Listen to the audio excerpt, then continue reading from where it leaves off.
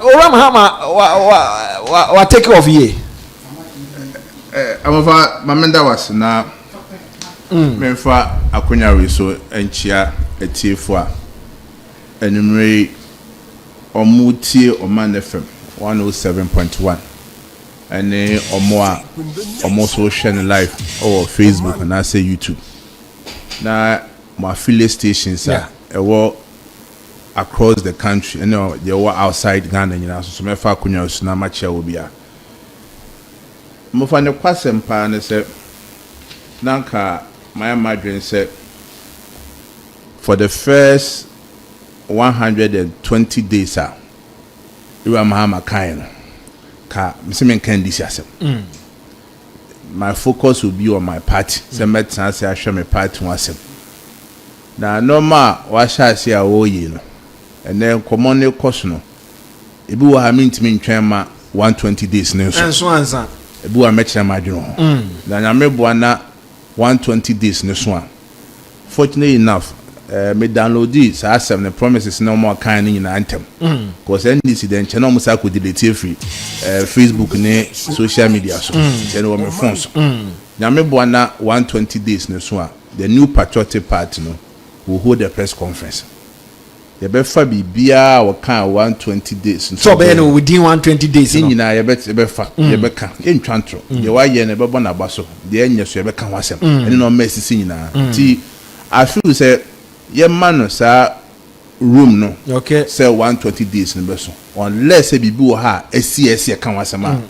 And the American was na BBNC BBDC BBDC pa I'm over BBDC oto na ombese obenya asema na asema na de ho aba because when wa hwa afi ko amen shedan kasa o be bebre a ma kan NDC ho asem ko afi say as a party you adwuma bebre a say ye hwane ye na after 120 days no and then normal work can but then no after about 3 months what na kunya no so why your appointment where we do budget we said no man say no e be hwe petrol ho nsem ye kania ho nsem isika sem e bo sha wo share ye set university for mo kono first year for no omuntwa school fees ne be hwe wasem e-levy abesu be year for betting tax no me be bria o kan nya ye be to boss ni ahwe ye hwe so na dia compare NPP amamu okay because our comparison so the idea say ba na ma Ghana for who between NPP and this no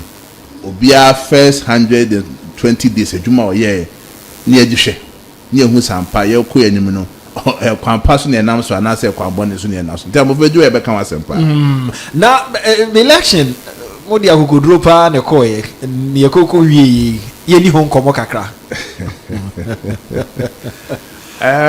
General Secretary. Ofa, we are the questions. No funny the what here. We need the BCS wow. I'm a fan of question minister. After see a tour banny, many of us were shocked. Many of us, to some extent, were very disappointed. Now, they say parts will be a bit February 25th. Yeah. You see, 3 categories of people in the party now. Your uncle for a kind. Still they are in a shock state. Nipani bua ya 12 January December 7th.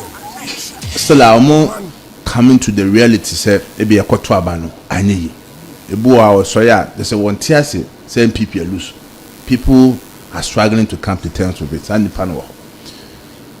And the only part almost what they to say empire lose, but sa kukujo kra ne say obesori ni adia to say be lose nti let's move ahead and do reconciliation akukujebu enyamba and the third group or ya dia to say part no edin kuku no man kuyi no man kuyi ya dia to say the then say ya beto to no mai na 2028 inkunimdi aye hwehwe no yense timi aka and as general secretary of the party to me or their shemensa say me nya adwuma as administrator of the party no me cartel group no am of me no to am me kase no the SMU arowo SMD questions ami busa me ho no ma me a me kekan no ma me hweye ne hyehyɛ ekoe no ese no ya gya tum se aba na ekoe no anyi tenne de da menum so adwuma a ye nyina no eye kwan a ye befa so a ye betoto ye no ma yi na me boa 2028 ye din kunim abafa ne kwasem pa akọ wo mu ne se voter register ni pa omoto aba ebe 80 million 18 o share votes a ira Mahama nyai around be 6.5 6.7 million now share votes a NPP su nyai so what can in aboma ebe 10 million and something we can say more than half but say NDC ira Mahama nkwa vote 6.7 in do even 50% of the voter register. It tells you say majority of Ghanaians are either so man to aba or more to tia Mahama no. I will believe say yet to 2 year normal year they will vote for us in 2028. And no figures near they can was. So be a court to be a Mahama now 8 million, be a 10 million now. Then no one say majority of the voters no and a twaba man. That discussion said young call for twaba and ubian and the account was a party a bar who are your con was him. No, dear man, no credit. And dear, it's not part no at review committee or monama muyajuma. So far, a juma maya common pa Monday in the say no be meeting or party office. To a mobile chain or no office. Emma omoni me share omoko rounds experiences our manyane nkomo mudi and there's one thing that cut across omunyina age to me say omoko rounds ninya no one major issue every constituency bi omako bia eba your delegate system and e be omako bia no bia asema woka say kwan fa so parliamentary elections and presidential and they have party for now. There are individual issues so about the did they mention and say ya more up to March ending ti na me boa by March ending no omo report not just the report and recommendation ebeba national council say eba national council ani nsi afuna national council so besa yi abedweku a o me study sa report na o me aba no ni ahwe kwan a ebe fa so a ebe vai no o edi bi be kan ho ni ye adwuma iwia then national council so gini to me free national delegate conference people have the opinion say I'm part of it say your constitution no e fa ba bi wo ha say ensakra kakra bem I don't believe in the wholesale amendment of the constitution. Ma yen discredit your constitution because of see loose elections. Because this same constitution may winning about 2016. And the same may winning about 2016 a bit mass may winning about 2020. But constitution you can't say a living document. Until be do baby a any sakra kakra bem. But that's not mean see two constitution in na akne. The SS sakra bem no. You be shania. But for one reason, Otto and Safra me, but you two semeba studio hano, Abekasa and said, Party ni baby or Tim and can enemy. Say, what Tia said, baby a genasi as a party. Yakasa, and a more able to, she shared the beba, will determine our fate in 2028. See Yakasa. And I'm able to no maybe she will determine our fate in 2028. As general secretary, I'm not expecting say obi all party ni na be pemasem. I'm not expecting say obi all party ni na be any my adwen. E bi chairman fie mu, e bi chairman experience mu, e bi chairman adusampo mu. Now so say whether you like it or not, I'm the general secretary of the party. Yeah. Until say we better about me could be say me need secretary beba no and she shadow do na no I will play a very key and active role and to this time no it's not about say ope be asem say mpompe masema for the sake of the party ese obua ni yɛn hyehyɛ yi sɛ bɛyɛ nipa kɔ a ɔpɛ n'asɛm ne ba ebi mfonso bi esi yɛn kwa ins. It is on this same line and I make us say ɛsɛ yɛn nyinaa no yɛ measured ɛwɔ nsɛm a yɛ ka ho hwɛ amfa yɛn sɛ part no ɛbɛto aba ɛbɛto from bi a polling station ɛbɛto electoral area ɛbɛto constituency ɛbɛto region ɛbɛto national yɛbɛyɛ parliamentary yɛbɛyɛ presidential amfa NPP position bi enu a obi akɔ no post yɛbɛto aba but ɛsɛ nipa so te ase sɛ party ne mmerɛ no yɛ wɔn hyehyɛ amfa there is time for everything sɛbi ebi a o support sɛ ebi a Kodua bɛkɔ biem ebi a support sɛ Kodua kɔ bɛfiri hɔ ebi a support sɛ flag bearer bɛto abɛn koraa no ebi a yɛ abaamia koraa yɛn sesa no yɛ ma nipa foforɔ mbra o ebi a national chairman o kura na apɛ ɛna o na apɛ so ɔgyina obi ka sɛ ebi a ɔno kɔ yɛ abaamia pɛ sɛ ɔsa atoa so everybody has a right and is entitled to make decisions say yɛkɔ yɛn nim no asomasi wɔ ɔbɛntiwe ɛna obedi party n'anim a ɛbɛbu amiagye to me 2028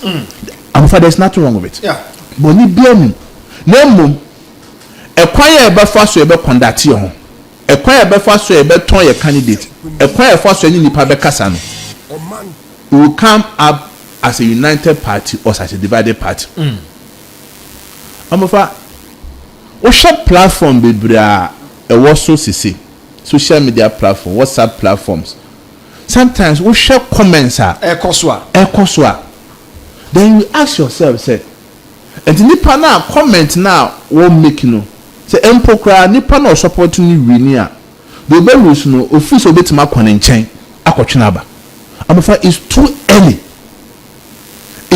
early say obeka say bia daachi bi eberu aba me aba kɔgyina daachi bi yeru ken ma kɔgyina nti bibia wo ye bia no say be obi ye bibi kra na wodi natam obi ye bibi kra na akaseti ano mind you any NDC na eco contest say o they say you know our biggest problem as a party and they say e be restructuring na wie na ye nya reconciliation nya back together as a united force amofa trust me whether I'm general secretary in 2027-28 if the party goes to elections we are united front we will lose again pepe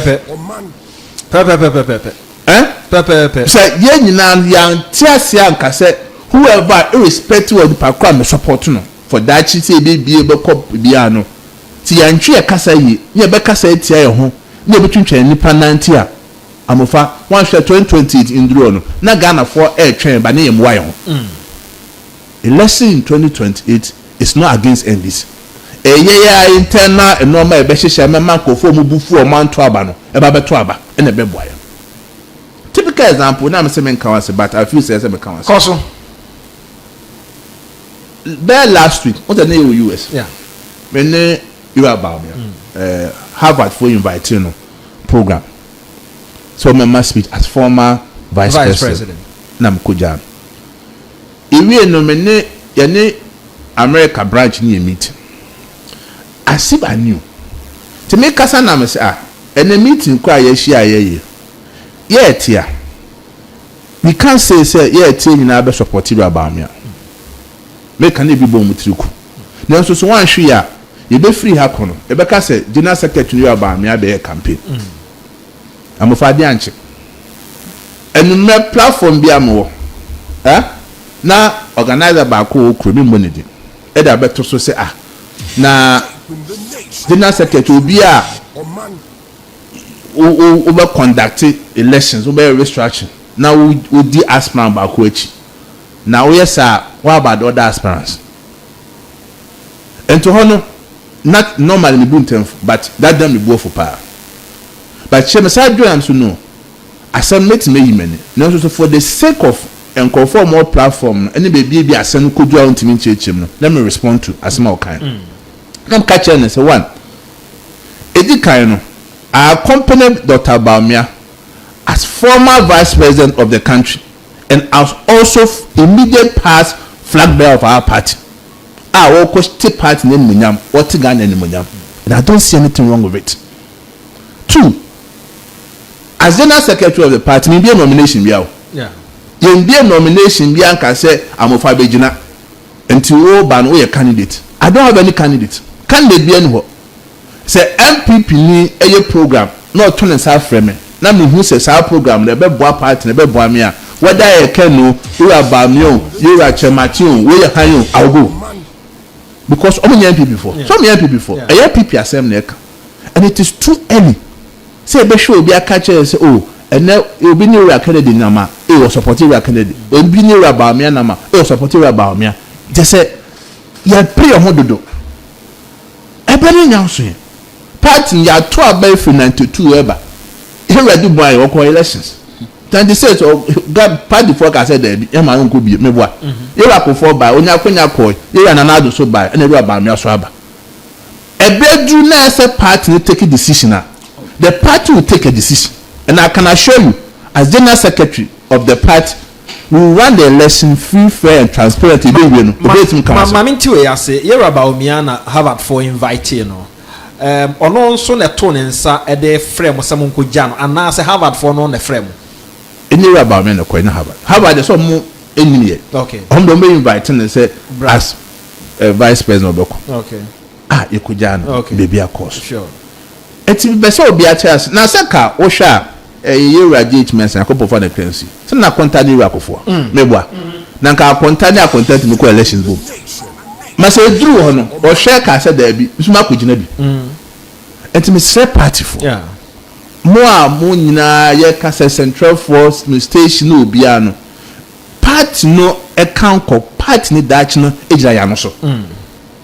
Because I don't see why union people so supporting Kennedy because supporting about me cry a brain and do cry and it's all time for. And I drink the method thing is your baby be a now soon your party so that whoever you never rally behind the person's you got to about party for casa processes near fair will be at me and not quite send admin until you 2028 no your party for back. Now, Mufasa may NPP nomination. Review committee question your measurement year. You call delegate conference, crowd for timelines, grand by. Say, you better about, say, better free suraba for more, say, free a form cost row. Near Prion. Restructuring a started brebe. No, didn't now be review committee. Okay. Say, now, Mebuana, almost the almost like the Kamami viewing. Mammy, we honey. Okay. I'm fancy. Coso. To Mr. Party for Mutim. Say the Macano. The trunk country baby. It's too early. Part when obedient Mrs. Ubin Kobiakas Abwanshan. That is not our nature. To Mr. Obia said, whoever you want to become general secretary, whoever you want to become national chairman, whoever you want to become flag bearer of the party, no, a breakthrough, a baby. They say, I will be crying. Say, they ask the Sumudia. Unfa unsa na fani pia bonten obia o hihye dem na mo bom komo na ye but any kwase ye cassette here ho platforms so to bia o share comments and before and make it tier part in 24 now o se kwa film now we are say because of elections ultimate try talk at 2 NPP o because NPP no kra o nya asem kra be me de because of say bia pakono on support ni bia on penasem side that we are in through no nyina na nya measures so what platform so obi ka some identity member party no ma stand up and sit tell the person said the oye emwa party no so nyina nya akukuduro etimi ka say baby adu ko nya jai odo ka betiti party ma e be bo ma party na tima konanim ba ye ka no tum na ni pa ko na ye do pa say bedu fi say normal ka say tutue na je tamdie be ba emwa ye I'm a fast over restructuring once a month. Said the media can say personally, National Council delegate conference they decided majority of the restructuring as ever cost. But personally, so be some opinion. There are several activities and there's a cost. Okay. There's a delegate conference about. Now it is only through delegate conference the whole party in Bishia and amendment be essay by betimi aba NEC National Council Steering Committee ni say to me no area conversation ebi ebo I'm just running you to no make cost say be a man for months and say be a party no the two one the other you might be break cost there was this proposal and go for be the buy so okay yema all card bearing members and twaba I'm a fact say ordinarily no ocean no sir obeka say but again we must also tread cautiously. Ghana a kra is made up of various religious groups, various tribal groups, different dynamics bia dynamics e wo asukwa constituency no will not be the same dynamics ebia obimbila or willingness or ebia wa and so me to take a decision bia na also making sure say all other factors bia won bia no onko take a decision be sa be chechiro party constitution dia I cannot maybe now for so long time party no you find adwuma if I can assure you say party executive bia utie me bia what constitution party constitution called article 3 okay a cover membership article 3(1) 4 article 3(1)(4) I'm from Epoto when you say no here national council here delegate conference the better say you marry and your party constitution and I don't think says our provision or say any citizen who desires to become a member of the party may enroll for membership in a polling station in any parliamentary constituency where the citizen resides or hails from or in an external branch. Or say obi opese obeye NPP ni bia no say okotwo din ewo polling station baby a free to aba ho na say bia external branch obekọ external branch matwo din Oko 5 now, or say a citizen shall, upon being enrolled, be issued with a membership card bearing the citizen's name, postal address, house number, polling station, and constituency or external branch in which the citizen has enrolled. Once a party constitution is starting, one started with membership card.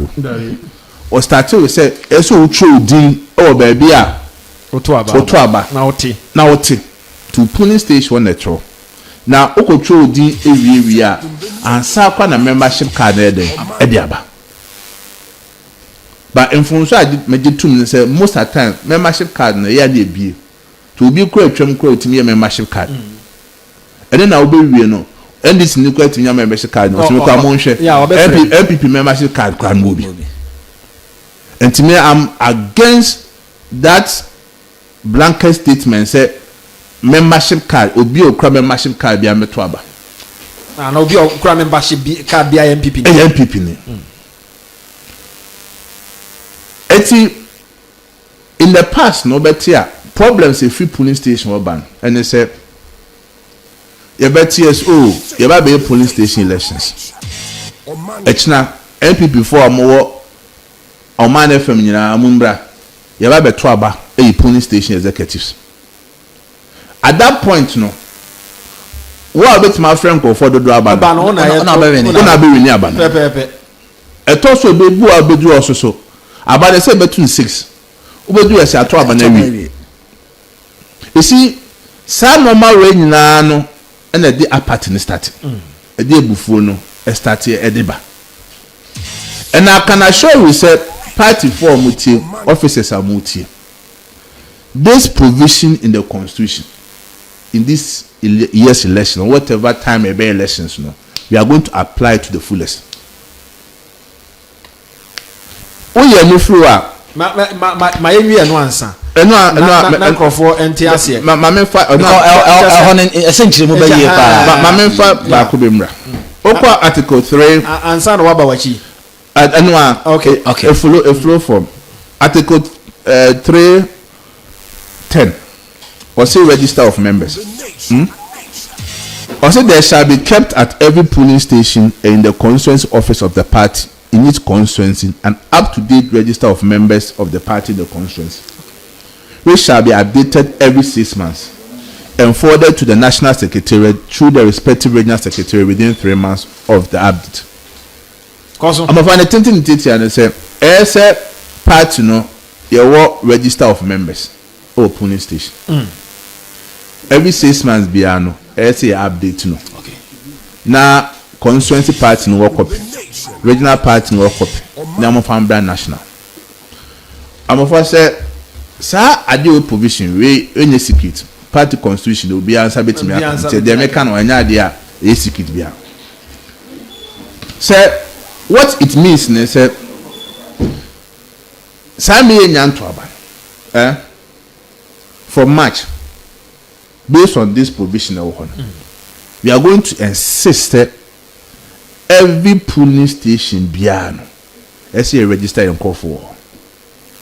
Okay. I be register and call for in himself about Oman FM polling station here. NPP form or how my bad meeting or me passe. Obi any movie. The honest cast in seminar ye no. We end this in anymore. Unless a way guy now by NPP. Then say your cast ye cast among for. Yeah. And this one dear. Sebi edu ha and let's say be away madam for region or madam for constituency. A buana me buana sama better man from medin conconsa say ye call elections ye the polling station register no ebe ye adwuma. Enti kona go chodi. Enti make sure say polling station register no NPP nia odin be ko register. Okay. That is the starting point. Hwe amofo say etimi yes adie no ni ye ni yie. Before say be call polling station elections no kwan enemy members nya. Dada o. Ti na afi na NPP for amomra yeba beto aba. And now afi na be ka say we were kai ho, we en kai ho because we have the register long time ago. How do you ensure say kwaku asme nini ya waje register ne say ono na yetwero no onye na busuafo nko adi na wo. It's na busuafo NPP before there's nothing prevents them. So omo aka na onim say say anything they say polling station register. Okay. Nti e bia busua no omo nya ya NPP before ma control mu dia. Bibia so stop it say so ya NPP no so ba control din. The issue will be say there will be preventive. Okay. Say ma won control din. Oho ana party na mra be adwuma pa. Team e beti omo from national e be call region e be call constituency e be hwe say exercise we be cost no. Why dey be dey go bia e bit me you every party. Okay. Because say yen ya dia tum say 2028 e ni bra ba 20 yeko. Na normal edi yenya no ye correct no. Na do so mo ba bro a they mean say tumi no do ompe. Then they do a mama what sense. And I say exercise we know. If I can tell you say yeah no 2 weeks to the elections of the police station executives. You been enough time by be 3 months 2 months to the election of police station executives no. They can you review maybe issues one you try solve it. And that is why I did in the parliamentary primaries. Parliamentary primaries I'm about to say the question David every say irrespective of abo ameto ye no before say be call parliamentary primaries no meeting review committee across the 276 constituencies now say abo na e wo ho no mo fa ma obia na obia nkohwem say abo no ne di wo ma na say ne di nim because normal we call elections ade the problem by abo ana mo fa me di wo me yakoyi me di afim ana wo nka ho ade di akohwem so the moment I will solve say abo problem no you have a free and fair elections damufa when you are there back when we don't need to go for national conference the party constitution and but you find your adwuma for so many long time. Okay. You be go print register command for your anya adwuma but so when you officer of the party region constitution na temenka sa diwi you be no adwuma pa e dey ntina dada na ntimi nya adwuma I'm afraid the meeting kan asem sesi enipa adwuma nti e say no normal hwe gu ayehwe ayeye and then and I don't want to sit here and blame say bia we administration anye ye see bia no ye na 2 minute cry nti say so far as 2 minute cry there say bibi nye cry so bonya ye nye ni okay say be ya party no be ya kono we through then the issue becomes about why am never to aba party executives. Do we maintain the 5-5 police station executive now? Now I say, yeah, be expanding no. Yeah, expanding now. Yeah, the question. Or are we saying say police station register members ni nyina na nkoto aba? Now I say, yeah, expanding no mu enyi nipa o makoto aba. We are very tricky decisions as a party next year. Korea agree say current 5 no dey emwa. But ACEB be found. One school of thought. They say I dream maybe a question initially. Okay, if you must say, okay, so idea or more register no at the police station. So me 50, so me 40, or me 30. You na ento do you agree? Sa na bi no kan. About what do you agree? Say to me na ye ni said you okay na ye nim say before a police station one omo need dia. Okay. That was our initial position. Interested partners said, Obi raise the issue, be say, okay. Oh, yes, I do. Ebia again, Ebia Adenta, unya problem. Ebia square unya problem. But what you want say, communities be or her tribal based. To one share, tribe be catcher than call for say, munya muko chumudi. So that you could about the particular tribe, no, it be renewal. Can't say, wow, and they are doing what's up. Obitakas, oh, one share, a being crew, a beer, a dental crew, a beer against Madina crew, and to be also said, Nipan MP or to one share a baby, you know. Now, what's happening? Another problem, or I said, tribe room, I said, community. Akodosi yeah. It's when I suggestions are and by yeah show. But it does not take away from the fact that register voters in the SCA at the polling station. But who will vote in the I don't remember because a party for man for the margin by a bit, but the percent party for who discussions are said the air course na yeah doing what will be a wide be a man for office at the adjourn by saying now in see a bit of committee no. Tini idea you win a national council. You better to our near ship. There's another school of thought that you should cast okay. I didn't know. You're capping. Say you agree, say okay. 5 in there. It's easy for people to manipulate. So there be a increasing code 20. Okay. Or you code 50.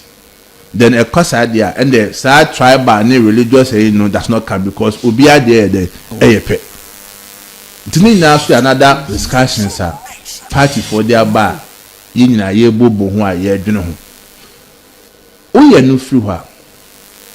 But there is one thing and there I'll personally push. Now I mean say party for the now so I know me doing come support. Issue of former constituency officers, former regional officers, former members of parliament, former MMDCs. I'm for I will say obey constituency officer. Ebia wa adenta. When I say ebia Ashanti.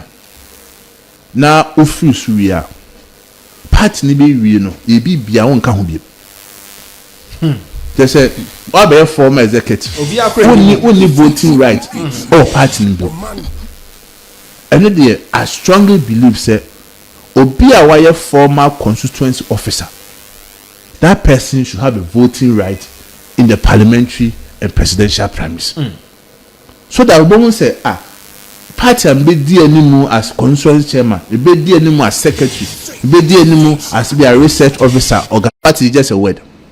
But Otto Boise Atiasia, we say a katia across normal be we from ube mistake. Until be na make and say, oh, a single for a criminal kotoaba or magiska or makoto free, me blow from kotoaba. me party cry obi my constituency officer e say bibi cry yam me go to my former MP cry o mo ko campaign cry no mo no mark nti pa ko ni bufu ni no nko a da bi da one na ire ne ma na busua ebi cry ko ekuro ko ye ekuro bi wo ha ni pa ko no ye youth organizer no na ekuro ni nyina support no MPP ni peni de amofa o e ba ekuro ma sankwa ha wode a on na ye MPP ni peni pa de na mo kwa amofa wa o party na munja omo e say ekuro mo ye bibi kwa omo frame amofa pa na UFU na mso kwa party yeso ya na okra ye ni mo kra UFU ma na ye okọ nti no ma we nyina ya de a e kabo ma party no a party na ye kam nti ye see address ya ni kwa se ye hwe one side nko a e se ye hwe all areas nyina e kan o ma sa a party ni buy then ye be executives ye shase na ye ni legal directorate okay party like NPP ye di ho di o mra sem ni sa no ma nyina asem si na afne frefre nkofo so ombra ti from national they create legal directorate e dey here dey be core regions nyina. It's hard time say every constituency must have a legal officer as part of the executive. Say asem na ho asem court ho asem issues you say a constituency there your lawyer ne asumesiwe or your constituency officer or committees be a friend ma kwan bia o che na adwen ama party etumi follow tinenya ya dia amendment aye hwe say when ye ka additions a bit ma ba constitution and aba one area and so as a party ne be hwe you say a national council man for to margin be ban side here having a clearly defined role for first and second vice. Adintia. You see, say the constitution it here. You say chairman who are first vice acting. Say first vice who are second vice acting. Because of a problem back who is still ready. Me more constituency. No more but chairman who called Duke pa. Called the first and second vice neighbor say also more money or more manager. Osijena only say chairman or two. Chairman yare da. Chairman two kwanda. They be a meeting be a konokofo be a chairman kwana eko. I'm a finance listen. They say na ni bra say ma they say issue I am to power constituency. Chairman yare ko go. Chairman wa ma kontrata. They say what case ni continue na ya they say I'm for the passion emotions na ka say any ya. Omwa say chairman nyare da chairman two kwanda je na meeting be a chairman kwana eko. So yeah campaign no we try to come out with some rules for first and second vice for and so meeting. I think say a bit clearer in our constitution. So aside first vice no we deputize with chairman no party actually that my rule. Say they are youth organizers mobilization of the youth women organizers say we no say secretary no first and second vice say nya bibi and bibi dey bibi wo ho on national constitution to ba ko be first vice oni say adwuma SME ye anyway second vice adwuma SME ye anyway to say the chairman to kwan na chairman yare kra oni say adwuma ya de on so ye party no eno ya dia na e major issues so na dey party ba na ye ba ye dey na meeting wo kwan na eko ana bibia bi hu de eko na ye mo ko tuma ba so nti assistant secretary say no mani nyina na say clear. Then another argument amount for making also so the party will also look at it say decoupling research from elections. Okay.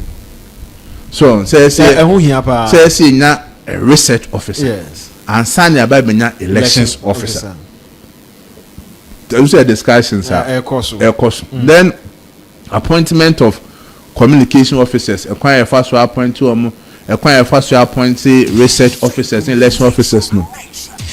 The question say some constituencies before so when you be as communication officer no or more chance to show the rule as a communication officer but the bisu name editum pen say The boys are quite job for the boys. Yeah, job for the boys. On said me, I'm a fire call elections. Me now support you. But me really, I'm from my research and election officer. The boy are research election. I want to see. Baby, on because one truck, I want to meet you. That be and so on there. Obo communication. Okay, let's communicate. Okay, Obo on this out the whole issue about communication was. Until now, idea part nation say you queer no. Some positions be say no man there. Criteria kwan be ne be fa so a ye be yem here I don't say you can say we a research officer you boni di no be trans no ya say yes open information bi a obetim the amount it is no matter nya discussions are am for part no ehwe say you betim the back as part of restructuring final one year timelines we are ye nyina no I said timelines are down fortunately for us party constitution can say your position at time as year your flag bearer say not later than 24 months to the general elections. Debate my year even before the 24 months no crowd aba. And today na me bwana committee no edom de ba. Me so say acha between May June there. Na party ni the timelines aba say you best start polling station elections I believe say you be constituency, you be region, you be national, so you be presidential.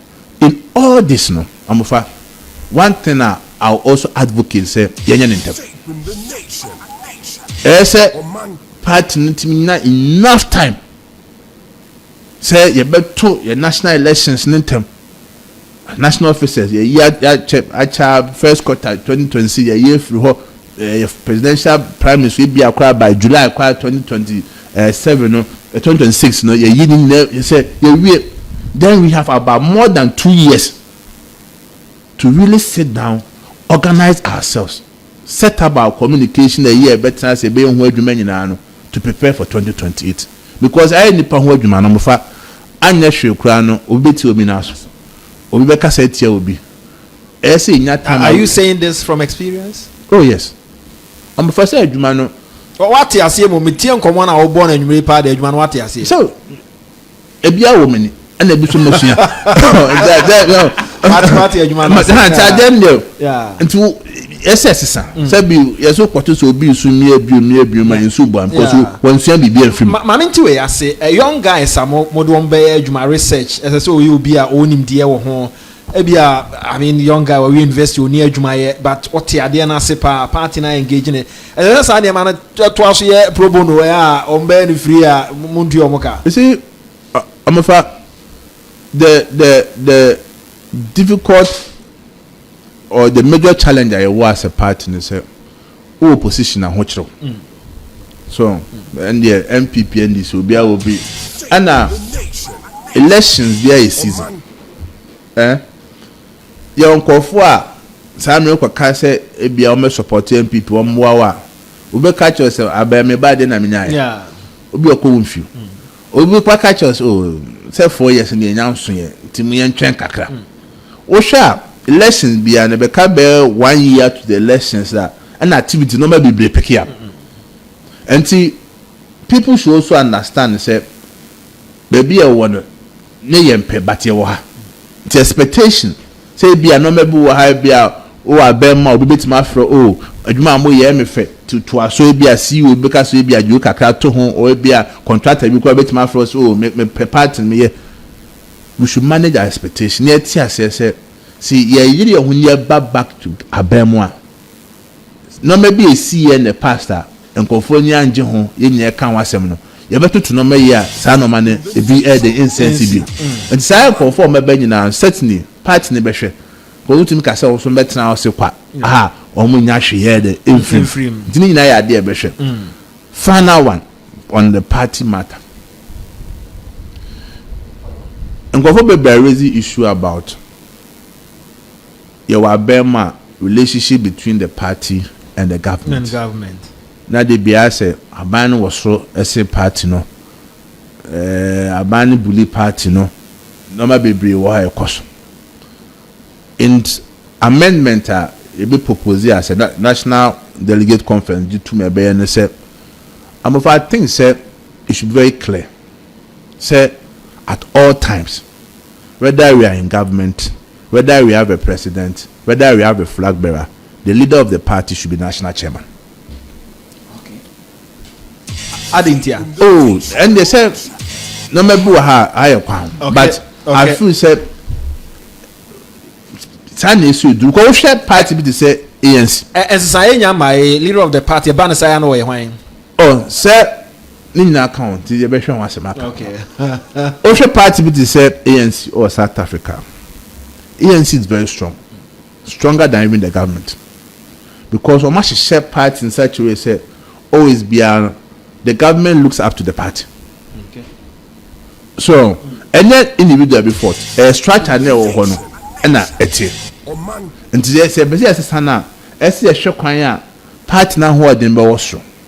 There to be as she said in such a way say Ejuma obi oba baby say oba as flag bearer obejina yes party ni din na obeba but nukwa said ma e brady nyina dodo na kugina flag bearer no so na say ono na drive party no nti obi ehia bibia no ho enyo one na ya na afasa de na to but say the way ahye no ko ya ma na say without the flag bearer no party ni nyehwe party ni hwe no ti bia pressure no e da ne pakọ no so ti ese mitiatia mitimi hu se empo meba national youth organizer kra ho a na me yemu adwuma na empo national youth organizer na kwa recognize se me yadwuma ye ba be ma national youth organizer bitima abo am metimanya ba bi agina that's the thinking I say national party mu yedu ni hu se obia bibia we bia it's not about individual, it's about the party.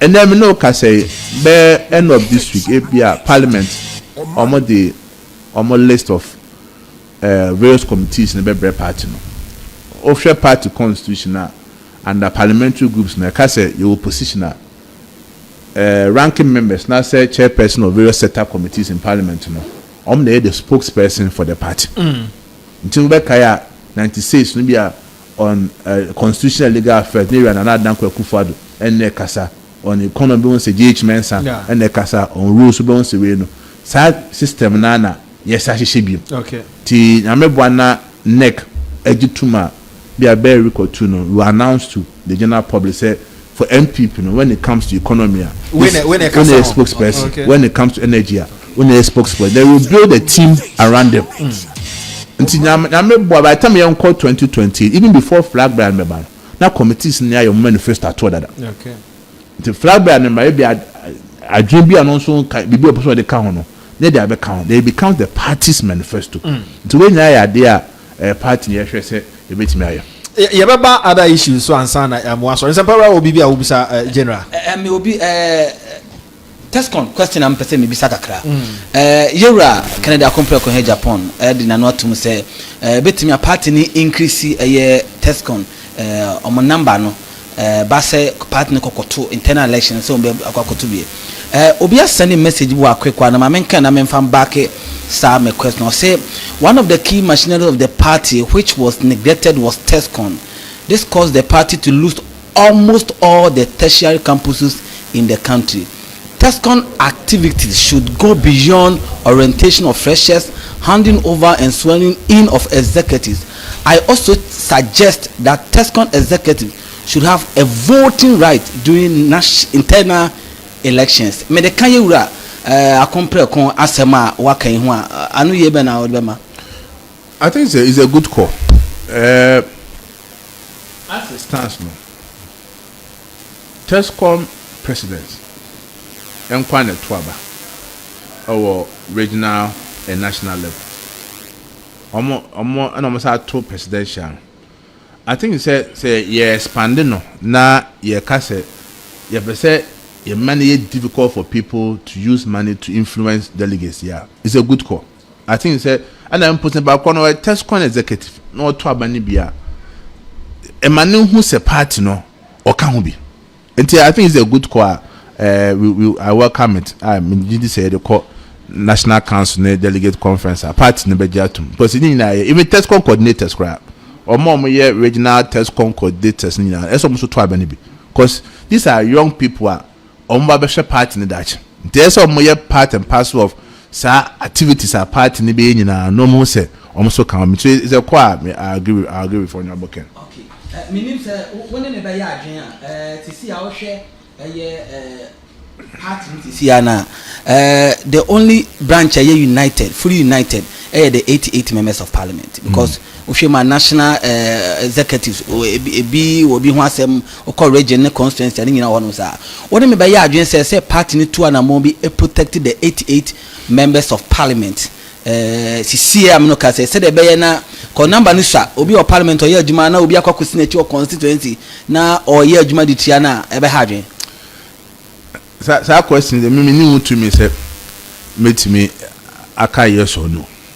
Every say 2 million in the national council. She said if national council drew her no more can say bia she say near deba e dia be ya but yeah partner said the cheche the 392 ban we always believe in competition baby me no why adwene say I think say your queer anymore so say education on the role of members of parliament na clear meaning for amako parliament omo what you say because hono e mran ye kwakwahye nse bi say we bi a o wadaje say obeye adwuma no o ye no firi ha enipa so na edo kwakotena ho enti nipa da do kotena say o kai say go for no kwakotena de bia mama na etitia omonim.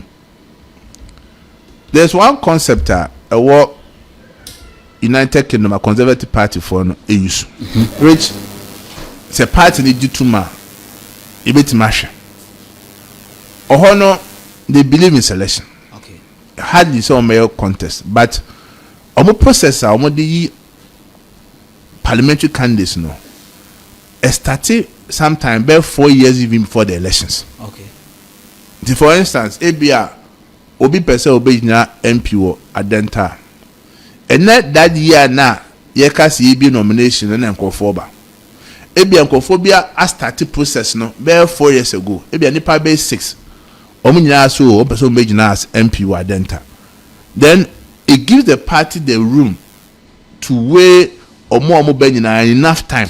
Okay adenta sorry so person ba asabe ma so person be nyina bi am first person nyina bi okay munya mo ba ne entrance baby a person be nyina ye parliamentary candidate no wo party na wo be nyina na name ko partners. Okay, some of they take them through orientation edo mo ko party school e mo ti ase ehu se party nse na ye tie party no e kwan se na baby a party ni free aba be nyina nti ba kro no before set time be duru no what party na sin bibia obu akom no mo kasa se oh wo baby a wadu no twen e se obi a won fi so ma ye fa won share communication or understudy e be osaberima after be 4-8 years no what matter adwuma na se to be okọ parliament ko a one ne ko o che adwuma bi o ye ko ma o ye bi they groom people to lead omo constituencies no te any idea as a party no so that discussion as ye nya ye hwe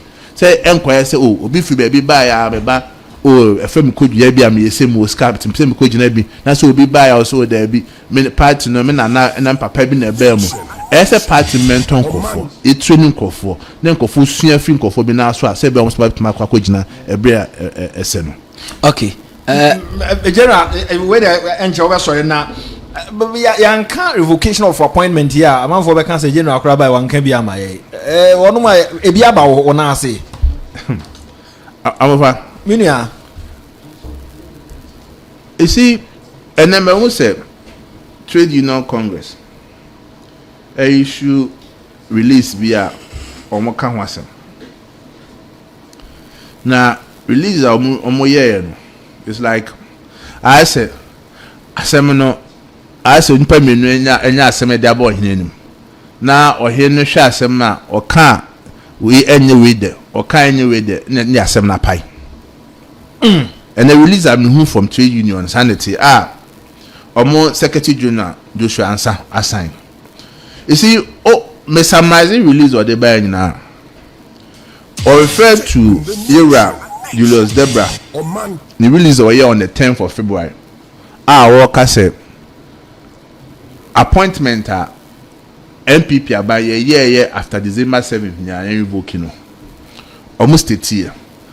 And now they went further to say directive no they buy no problematic. If we say it will give room for people to abuse it. Fair enough.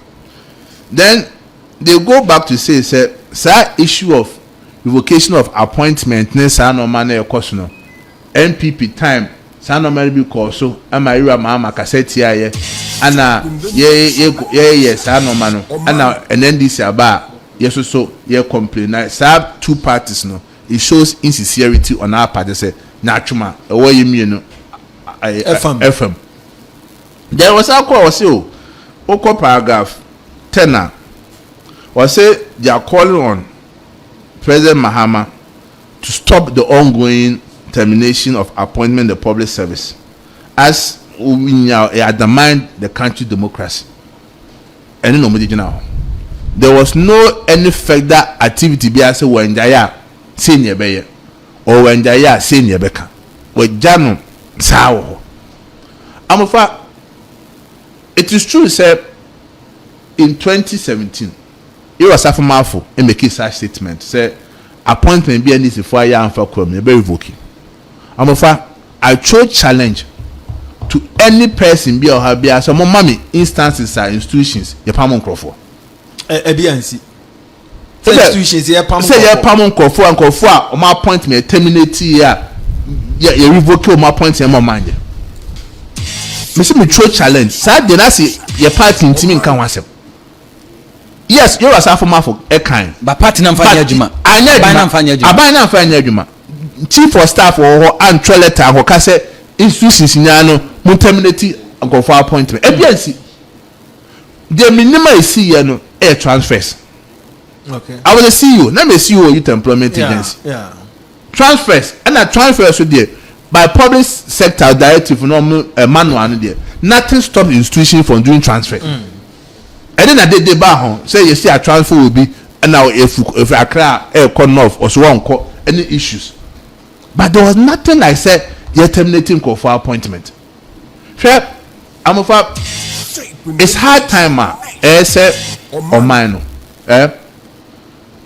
you can't clear. Now you who said a sir NDC full channel. A sir say be bit my ball mine. Sure. They shouldn't think and feel say more we need elections until within this short time no I said that good will be until maybe be cry central phone to me in Ghana phone to me in be to me in so they be a power is transient.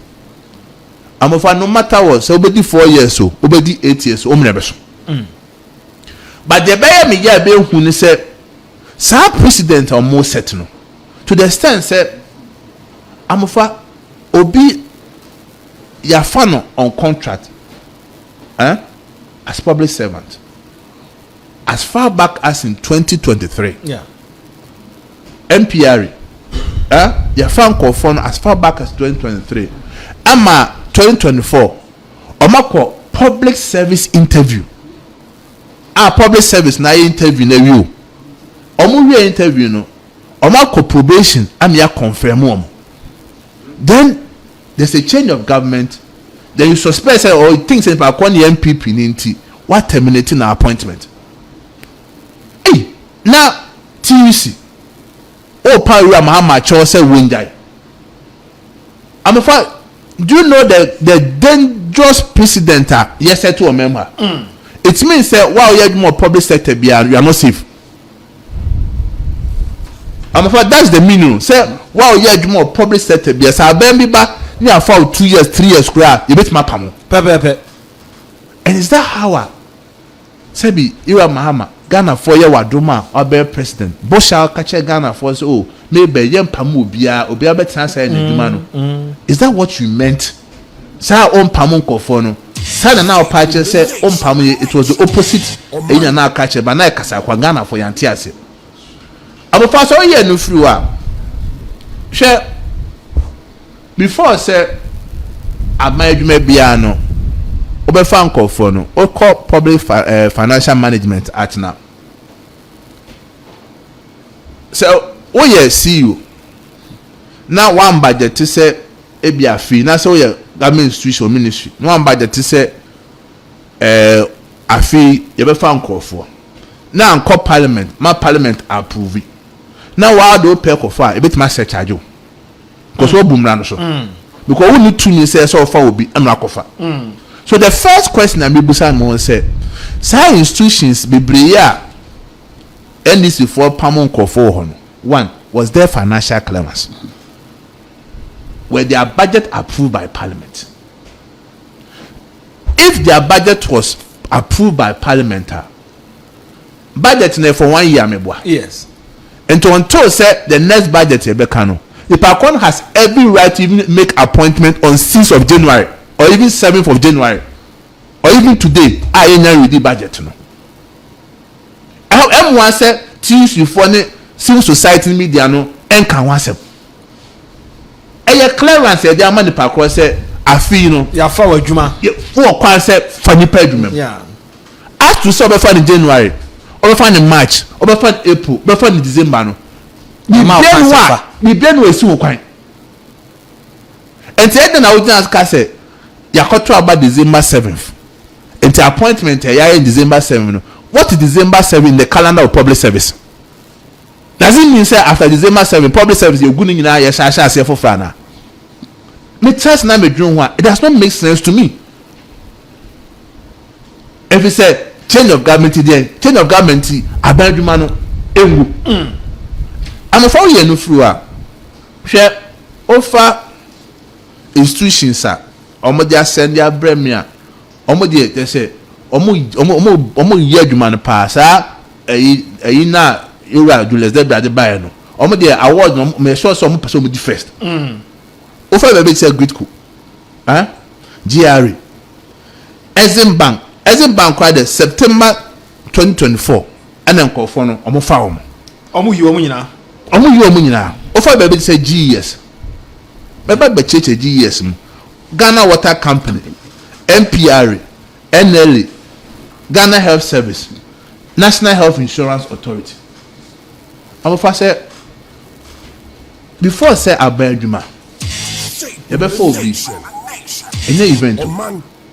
any event say o sorry ya na that day no afa hwe oko GES cause GES before say on be ye adwuma no ye mo clearance sorry so clearance no me pese me bi cho na ohu clearance a e de ma cause GES for ti for munya abotina men kan kirem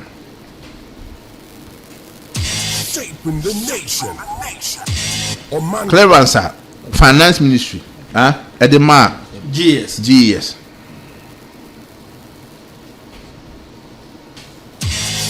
eno honorable abno sasa na sign to aso was sign no 10th May 2024 Osha was say financial clearance is hereby granted the Honorable Minister of Education to enable the Director General of Ghana Education Service engage 18,000 categories of staff as indicated in the table below. Newly trained university CEO teachers 16,500 or more university. Non-teaching staff 1,500 Okaboma and 18,000. Or say approval is also granted for their emolument to be charged against the compensation of employees' vote of the Ghana Education Service under the Ministry of Education in 2024 budget. I see. So then was say effective date of this appointment should not be earlier than August 1, 2024. Said though mama or clearance then so munti momo share adwuma na say before August 2024. Then Osha GES for advert omo ye 3rd to 10th September and omo bi omo portal say wa pese obeye adwuma ho bia no braba be ya. Then agofo apply nya omo close portal no November 29th. So and the didi mo a omo fa nkrofo 1st December omo letter was update on the release of the 2024 degree recruitment. Almost 30 years ebe kan say out of 38,748 applicants that were received, 11,665 met the minimum requirement.